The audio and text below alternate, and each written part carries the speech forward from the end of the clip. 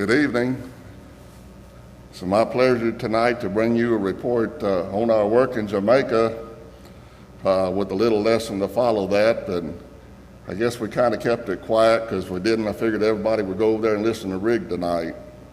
But please keep him in your prayers as he's preaching his first lesson in Odom tonight. So we commend him for doing that. Get this turned on.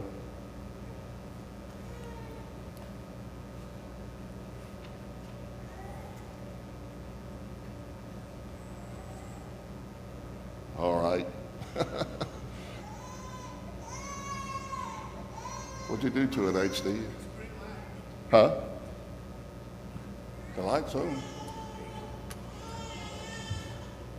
It's just kind of slow. That'll go off in a minute. It will? Yeah. All right. Yeah, it'll go off in a minute. In a minute, huh? Okay. All right. As you know, here in the last part of click that off. Look, wait a minute. I'm getting ahead of myself.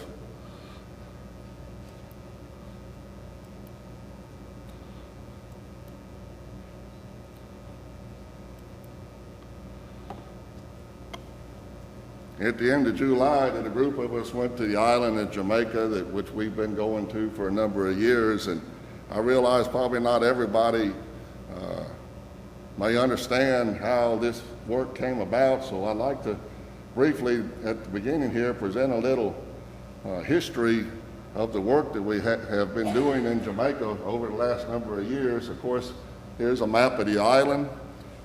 Jamaica itself is about 600 miles south of the island of Cuba. It's about 400 miles south of Cuba. It's about 600 miles from Miami, Florida. Kingston is its capital. It's a small island. It's only 150 miles long on its long axis, and it's only really 50 miles wide. When you're driving it, you just feel like it goes on forever and ever because the road system, though it's much improved from what it used to be, it's not quite like it is here. Very few straight lines and everything. But we have had a work going on HD specifically that has centered around the Kingston area, and this church has had a work that's gone into Mandeville, which you can see is over towards the middle part on the south coast of the island since about 1984-85. And this year, our work centered in Kingston, or we worked out of Kingston, but our work was in Spanish Town, just to the west of there, and also in Ty Dixon. And Ty Dixon, if I can reach it, which is probably out of my reach, is right up there. If you see the little triangle there, it's about that spot right there. I believe that's Mount Diablo, which is right there in Ty Dixon. Ty Dixon is a mountainous rural community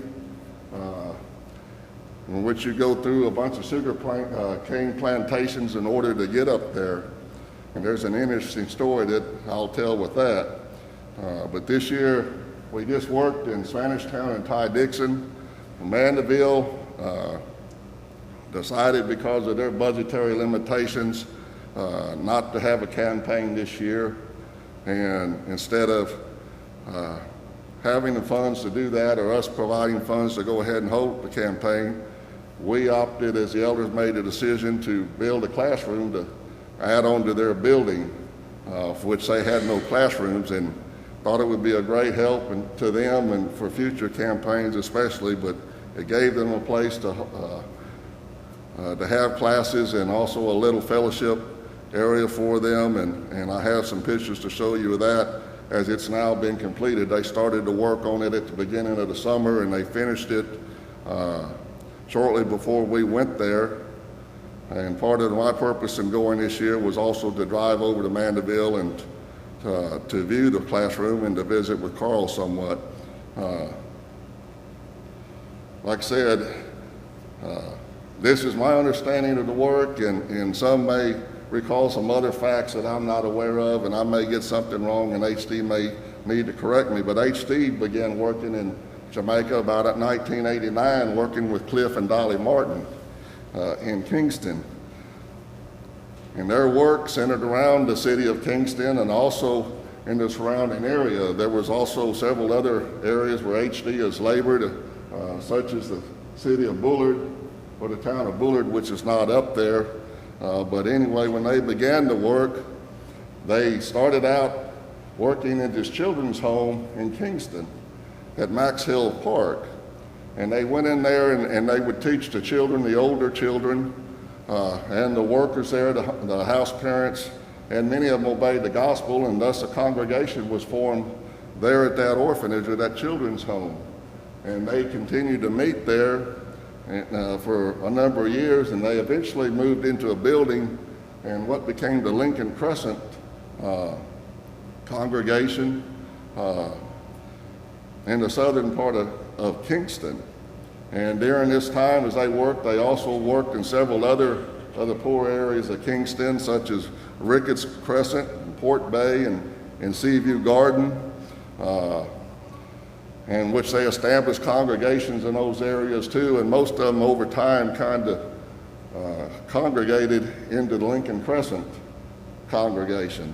And of course, there was a congregation in Florida who funded that building and everything, but sadly upon the death of Cliff back in 2009, that building was sold and the congregation kind of drifted apart into other congregations around Kingston for some of them. But HD, through many years, has led groups of people to work there alongside with Cliff and Dolly. They expanded the work into Ty Dixon over the years as well.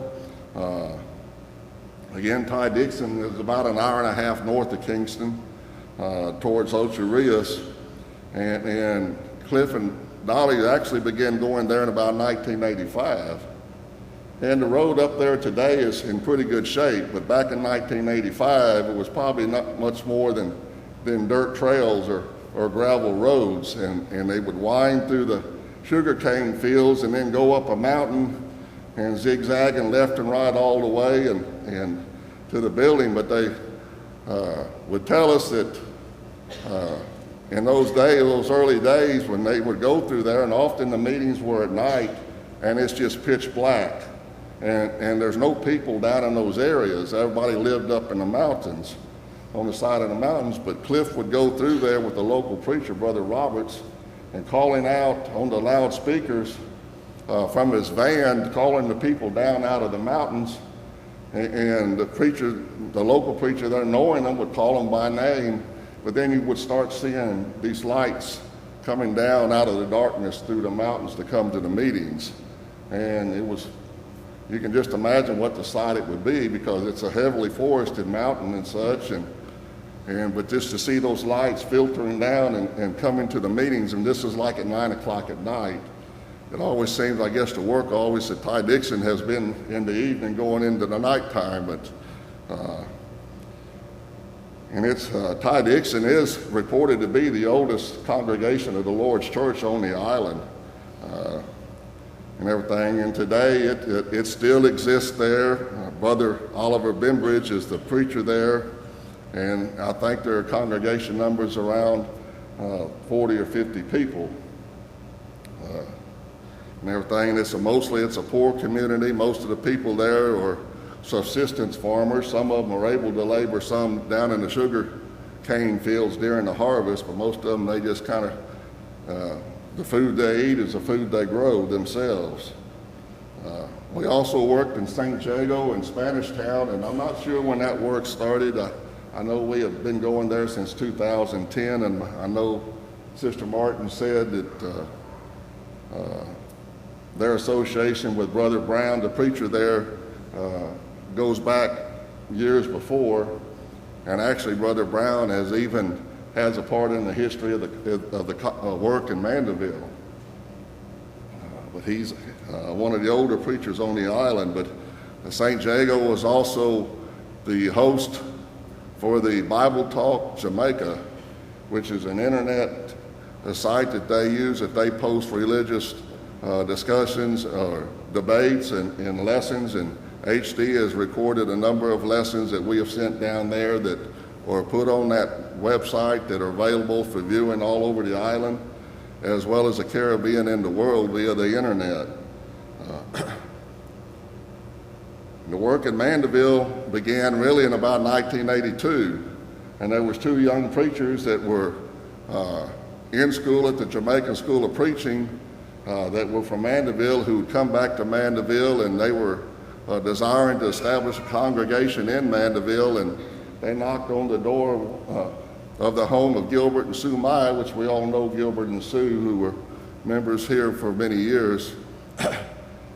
And they told them of their desire to establish a congregation because they understood that they were Christians and they were seeking their help in doing this. So, and that was the beginning of the congregation there in Mandeville. And Gilbert and these two young preachers began a door knocking campaign, or going out door knocking, and after a number of months they gathered together for their first assembly in Gilbert and Sue's house in September of 1982.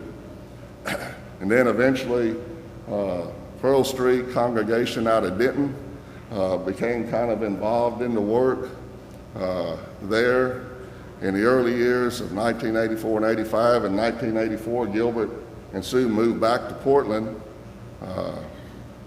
And when they came back to Portland, this congregation became interested and involved in the work, and so it kind of blossomed from there. And pretty much ever since that time, we've had a group go to Jamaica to work in Mandeville every year since that time. The two young preachers there, one of them eventually migrated to America in 1989, and the other one in 1995 resigned from as preacher there in the congregation, and that's when Carl Powell, who's a preacher there now, he was just a recent graduate out of the preacher school there, became the preacher and has continued there ever since. And in about 1990, the building was built on in its current location on Bloomfield Street, and we kind of by then had become the sole supporter of this work, as Pearl Street and others kind of faded out of the work. So we've had it ever since then, and we have supported Carl through these years. The congregation stands at about 40 or 50 people there in Mandeville as well, faithful people. And I think, according, if I remember right, to Gilbert's numbers, there have been close to 400 people baptized there over the years, but of course getting them to stay faithful has always been a challenge due to all the economic circumstances and physical challenges that are there, or just people being able to make it to worship, having a way to get there and such. So that's basically the overview of the work. And since 2010, after Cliff died, we have kind of combined the works together, where we spent 1 week in Kingston working in Spanish Town and Ty Dixon, and then followed by a week of a campaign in Mandeville and everything. And our group of this year started out with about 7 people in it. It was myself and Jason and Irene Albright, Miranda, Stephanie Cottle from the Highlands congregation in Houston, and Nancy Rumfeld from Riverside, and a friend of Irene's named Fang Lee, who is from New York, New York. And of course, we kind of suffered a little attrition there as we began. Irene's parents became sick and ill, and she went to China to spend time with them. In June, as you know, Nancy was diagnosed with cancer and was dealing with that. And then on the night before we were to leave, she was packing her bags and everything with all intent to go, and she hurt her back and couldn't go. So we were getting a little bit snake bit, and I mean that kind of literally, because Nancy called me at 3:30 the morning we were leaving, and to let me know that she wasn't going to make it. And then I'm walking out to the car to pack Miranda's and our bags in the car, and out there in the dark to greet me was a rattlesnake. So luckily, my dog managed to alert me to its presence, and I managed not to get bit. And the snake's probably more happier than I am about that. Anyway, we got off the ground and we arrived in Kingston on that Saturday. Dolly Martin picks us up. We stay at her house in the northwestern part of Kingston in the Red Hills area. And always a gracious host, and it's always a real treat to be with her and Tika, because they take really good care of us. And you know, she's put up with HD all these years, and she probably would look a lot younger if she hadn't have done that. But she still looks pretty good and pretty young too. But anyway, they take really good care of us while we're there. And one of the things that was really unusual this year is when we got to Jamaica. Jamaica looks like South Texas from last year or the year before right now. They're currently experiencing a very severe drought. And I've never seen a tropical island burned up like that, but everything was brown, and daily you saw smoke from fires around the island where things had caught fire, and often passed fire trucks going to go put them out on our travels every day. And fortunately, though, there was some rain towards the end of the week in our stay, but daily temperatures were in the upper 90s and 100, just like they were here. And even in Mandeville, up in the mountains, it was extremely dry and everything. But if we went through the week, the plan was, and what we carried out was, we performed a VBS and a gospel meeting both at St. Jago and Ty Dixon. In the morning, on Sunday morning, Jason preached the morning lesson at St. Jago, and during the Bible classes there, that was kind of the official start of the VBS. We began those classes. Since we wound up being short-handed on teachers, it kind of put a little burden on Miranda and Stephanie. Fang was kind of the assistant. We had some ladies, Jamaican ladies from the congregations assisting as well, but Miranda would take the younger children up to about 1st or 2nd grade, and Stephanie had the children from 3rd to 6th grade. And I know you older kids will roll your eyes, but the teenagers wound up with me and Jason. Mostly me, but anyway, Jason would preach the meeting there at St. Jago, and we would hold a VBS in the morning. We averaged about 65 to 70 children throughout the whole meeting, throughout the week on our VBS there in St. Jago. And then at night in the afternoon, we would leave about 4:30, and we would go to Ty Dixon, and there we would hold another VBS where we had about 20 to 25 younger children, and then there was also a ladies' class that was conducted every night. And Miranda and Stephanie took turns teaching the ladies' class and the VBS, and by then Fang had kind of got accustomed to it all, and she was able to help teach some too. So they did all the teaching for the VBSs and the ladies' class there. And then following that, we had a meeting, and I preached a meeting for the 5 nights, and Jason preached one night. We did have 3 responses of people seeking and asking for forgiveness of sins during the meeting. And on the meeting at Ty Dixon, we averaged about 55 persons every night, and about, again, as I said, about 25 children, and there was 15 to 20 ladies who came for the Bible study every night. And that went on through every morning and every evening from Sunday through Thursday. And then the meetings concluded on Thursday night, our last one in Ty Dixon. And then on Friday, we managed to get up, and we made the trip to Mandeville to go over there and view the classroom. And I had just a few pictures. I didn't want to show all 553 that Miranda has, so I just selected a few. If I can get it off this now.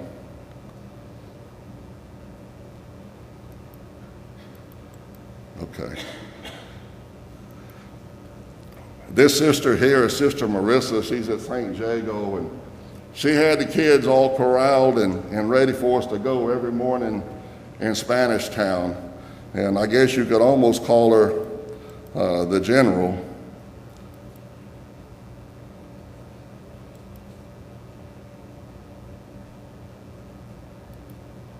Let me speed it up if I can. Okay.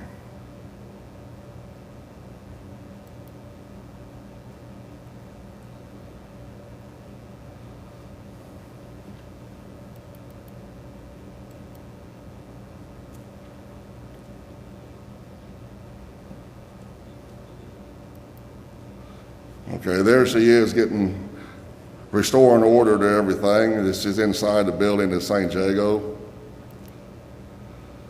All the children again, like I said, it was 65 to 70 children every day.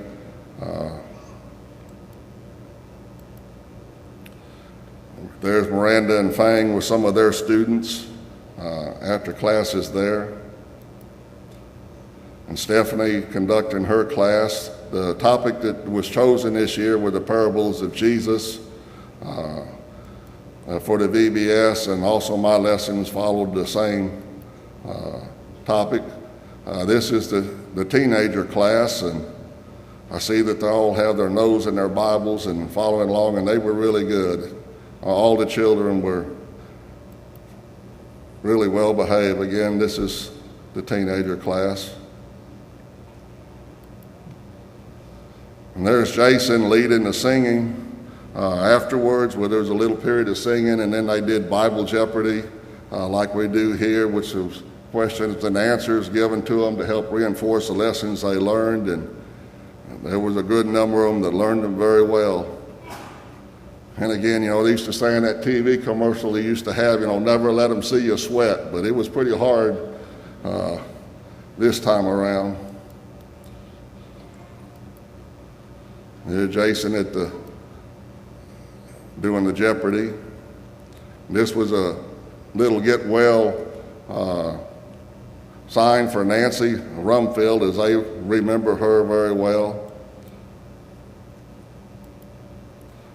This is in Ty Dixon. This is the VBS classroom. It's just down below the building, and that's Stephanie with one of the ladies helping her.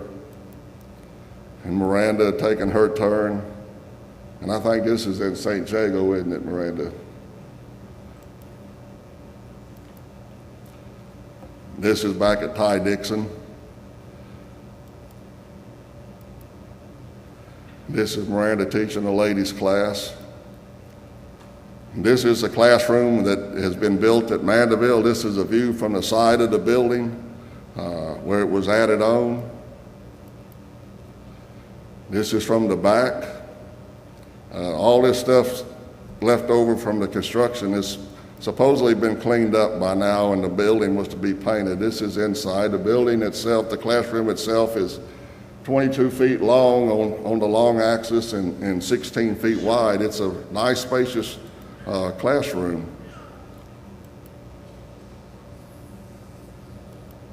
All concrete. And there's a door that leads into the kitchen. There's another one that leads over here into Carl's office. So this is the entrance door, and back over here is going into the auditorium part.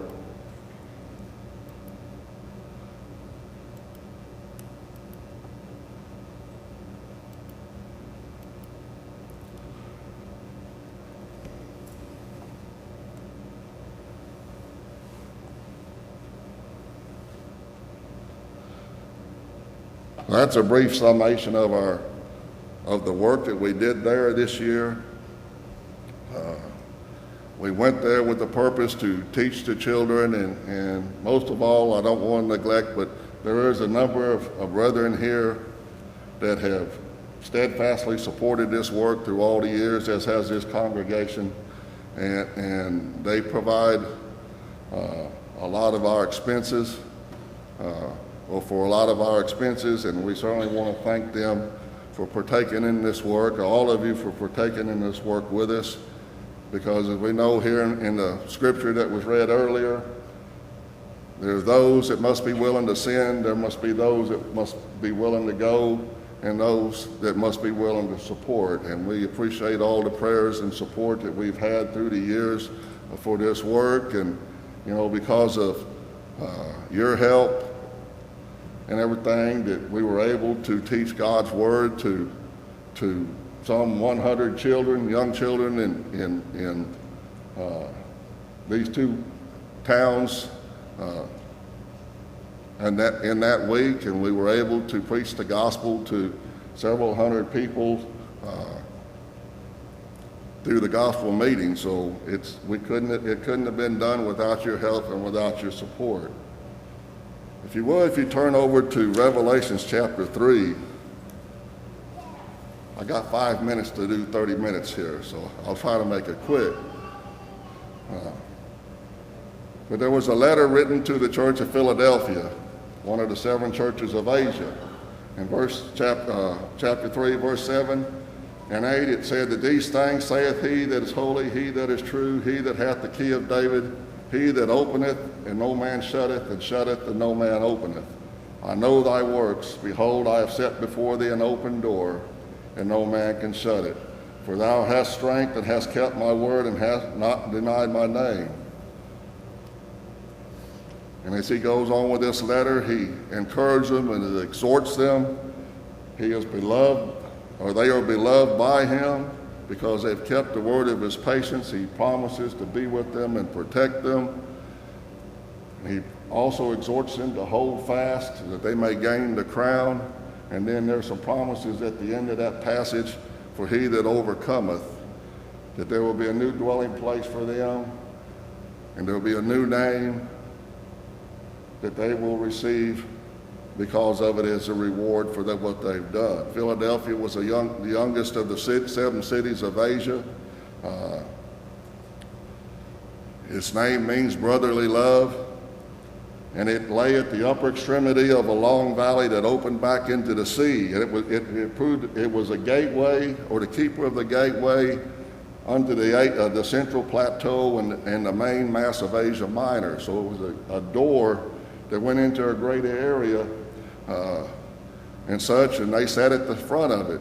And so here's an allusion to their position. It was also a city that was ravaged by earthquakes, and it was known for people were afraid to live in their houses. They were afraid to go in the city because after they was destroyed by earthquake, tremors continued for years and years and years. But here they were a small congregation, but yet they're a congregation that was given a great opportunity, because he that is holy and true, which was Jesus Christ, had promised them, because of their steadfastness and their faithfulness, for their zeal, that there was going to be a door open unto them. And I don't know exactly what this door would be. It could be a number of things, but we know that the door symbolized an opportunity to do something. And these doors open to every one of us each and every day. And we need to learn to be able to recognize when those doors do open. And I appreciate Cody's lesson from Wednesday night, that when it does help them, sometimes we got to give it our best shot and see what we can do in order to spread the gospel. But the one who commanded this, he's holy and true, which he is a personification of truth. And we know that Jesus, when he came to this earth, he was full of grace and full of truth. We know that he is the way and the truth and the life, and no man can come to the Father but by him. And we learned that really as going through the New Testament and through the whole Bible, that God is a God of truth, and that no one can come to God, no one can call upon God, no one can love God or serve God or worship God if it be apart from the truth and it be accepted of God.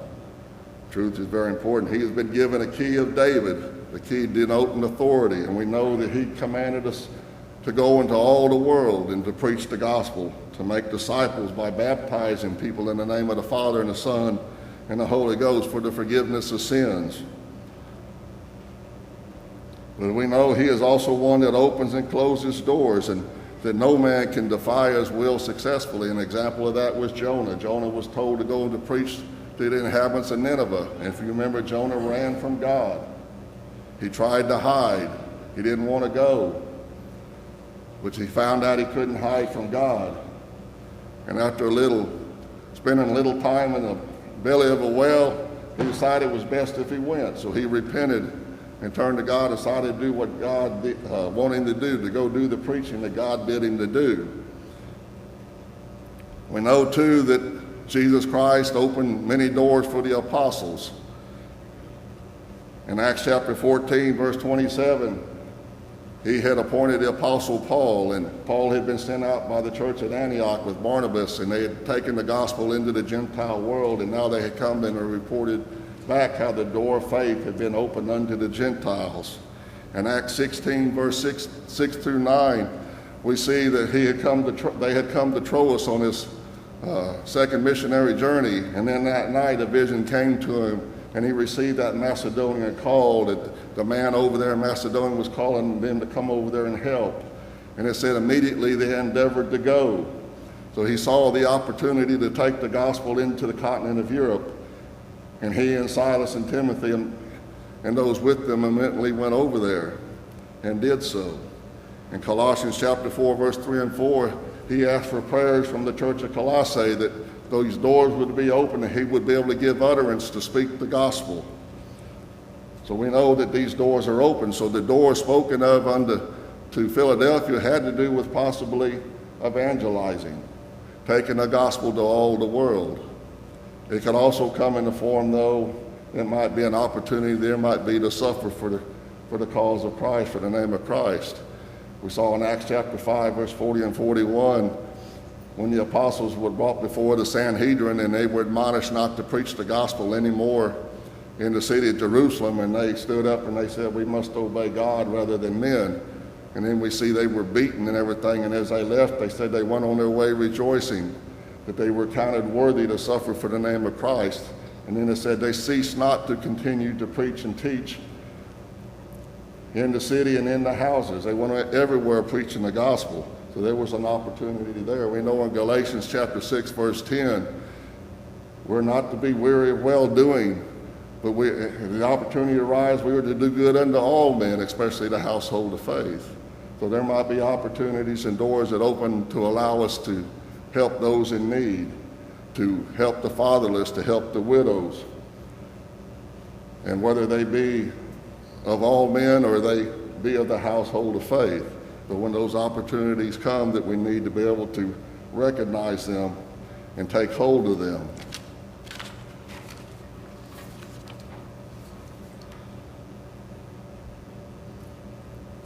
And here this door was being opened for the church of Philadelphia to go and to spread the gospel. If you remember when Paul was in Ephesus for 3 years and he taught there, but it said because of his teaching there, it allowed the gospel to be carried out through all Asia by those who came and heard Paul, then took the gospel back to their hometowns and such on those major trade routes.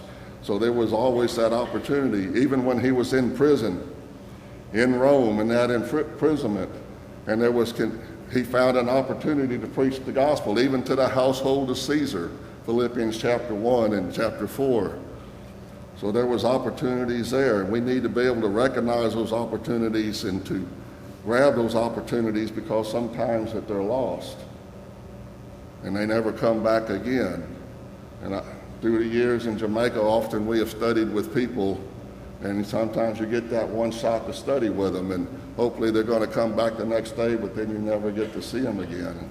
And sometimes it's because something has happened to them, that day that's appointed for man to die has come to them, and they don't have an opportunity ever again to hear the gospel, and we don't have that opportunity to preach to them.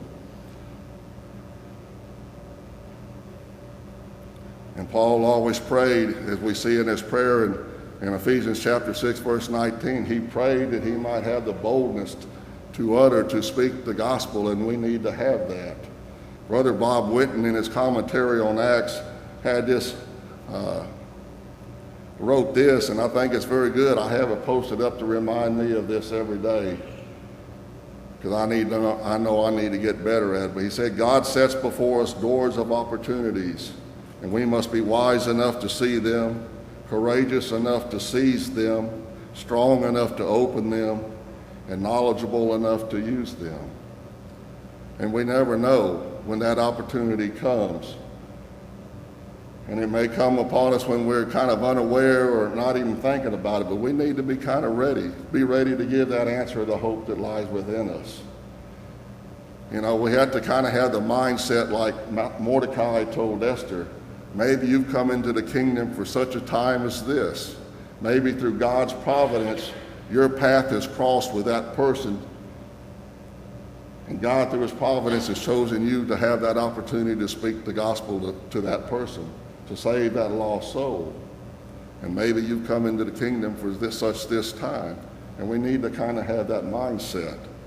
I recall, too, a while back, I was watching a movie there, and a man and a son were having a little discussion. The son had found a young lady he was interested in, and he was asking for some fatherly advice how to speak to the young lady.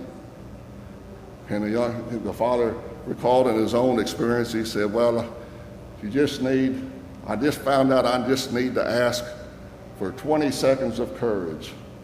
If I get that 20 seconds of courage, you just go out and whatever happens, happens, but take that 20 seconds of courage and use it. And how often did the church in the New Testament, they prayed for boldness, they prayed for courage in Acts chapter 4. Again, Paul in Ephesians chapter 6. They were asking for courage. Even the apostles, those inspired men, they needed the boldness and the courage to go and speak and to spread the gospel. So we need to kind of lay hold, take that 20 seconds of courage and just start out, say something. And I wish I was as quick-witted as Cody and I could say, well, you know, if you're drinking a six-pack, I can't drink that many Cokes. I'm not that fast in my mind or on my feet, but I appreciate those that can. But we can teach ourselves to do that, and we teach ourselves by being knowledgeable in the Word of God, becoming so familiar with it that it's in our minds and our thoughts all day long. And I know that sometimes when I can speak one verse, if you don't shut me up, I'm going to keep going and going and going, just like I'm doing right now. But we get that 20 seconds of courage and that boldness. But we know that those opportunities are given to us each and every day.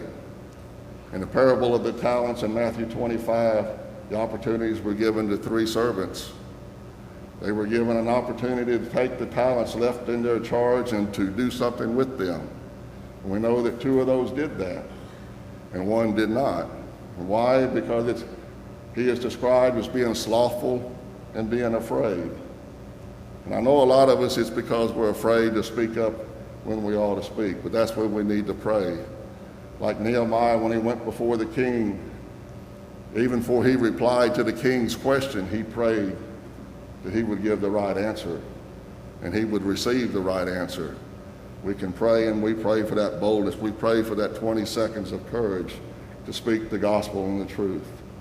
And we know that when we do that, just as Jesus promised that the church in Philadelphia, that he would be with them and his care and protection would be there with them.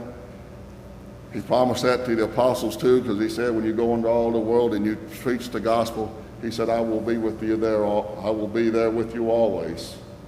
And we know from Hebrews chapter 13 that he will never leave us or forsake us. We're under his care and protection no matter what comes of us, no matter what comes because of the trial and tribulations that might come because we choose to speak the truth and speak the gospel to those that are lost. He promised them too